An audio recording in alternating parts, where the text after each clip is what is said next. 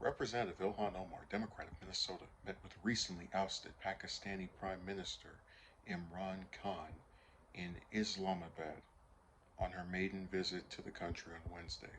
Omar, who is one of the few Muslim members of Congress, met the recently removed Prime Minister at his home in Islamabad's Bani Gala district, where they discussed Islamophobia and related issues. In a tweet shared by a member of Khan's political party, PTI, Omar was quoted as expressing her admiration for the political leader and for his position on and work against Islamophobia globally. The tweet added that Khan also appreciated her courageousness and principled position on issues. Their meeting comes just weeks after a leader who was removed from his position via a no confidence motion alleged that Pakistan's opposition party's no confidence motion against him was the result of a foreign conspiracy because of his independent foreign policy. Khan had previously alleged that Donald Lu, Assistant Secretary for the Bureau of South and Central Asian Affairs at the Department of State, was involved in the foreign conspiracy to topple his government. However, State Department Principal Deputy Spokesman Jelena Porter said at a press briefing in April that there is absolutely no truth to the allegations. When asked about Khan's claims, she said, "Let me just say very bluntly, there is absolutely no truth to these allegations. Of course, we continue to follow these developments, and we respect and support Pakistan's constitutional process and rule of law. But again, these allegations are absolutely not true." While in Pakistan, Omar also met with President Arif, Arif Alif and newly appointed Prime Minister Shehbaz Sharif. In a statement released after Omar's meeting with Alvi, the government said Pakistan values its long-standing relationship with the United States of America and expressed the hope that the constructive engagements between the two countries would promote peace and development in the region. Omar was quoted in the statement as saying she appreciated the role played by Pakistan against Islamophobia, particularly toward the adoption of UN resolution in this regard. Sharif also praised Omar's courage of convictions in her political struggle in a separate statement shortly after the meeting.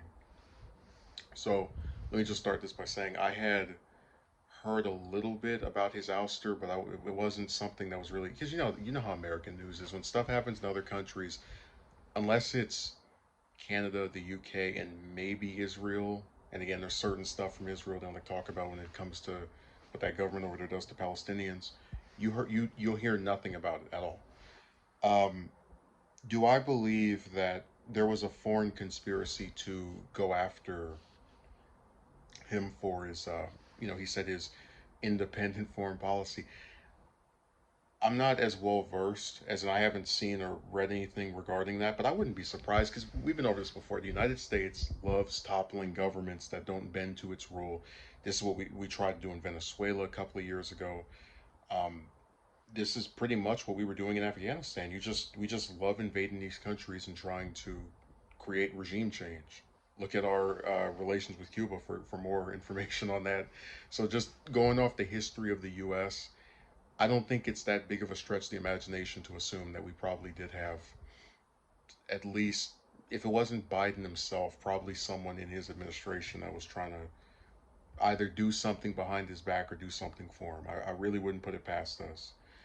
But I am glad to see that Sheriff praised Omar for her courage because I've said before, she is one of the few politicians who I do think is actively in danger.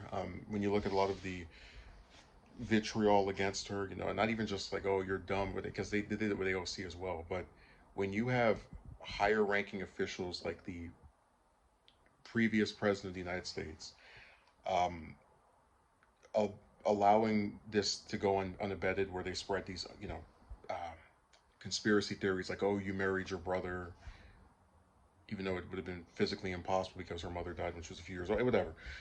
When you have people who, again, do not like Muslims, Islamophobia, and who believe that you, by being a part of this religion, are somehow an enemy of the U.S., then yeah, she's had demonstrated a lot of courage, especially when you throw in the smears against her over the Israel issue. Where they're trying to say she's anti-Semitic, even though she never actually criticizes any Israel official for their religion. It's always for their policies of treating Palestinians like garbage. But I do agree with him on this, and I guess it was a decent meeting because it showed that there's, you know, some kind of mutual. This was a good story for me to learn about because I didn't know he was trying to say there was a foreign conspiracy to get rid of his government, and I didn't really know what Omar's opinions of him were. So it was nice to see that they had this cordial discussion.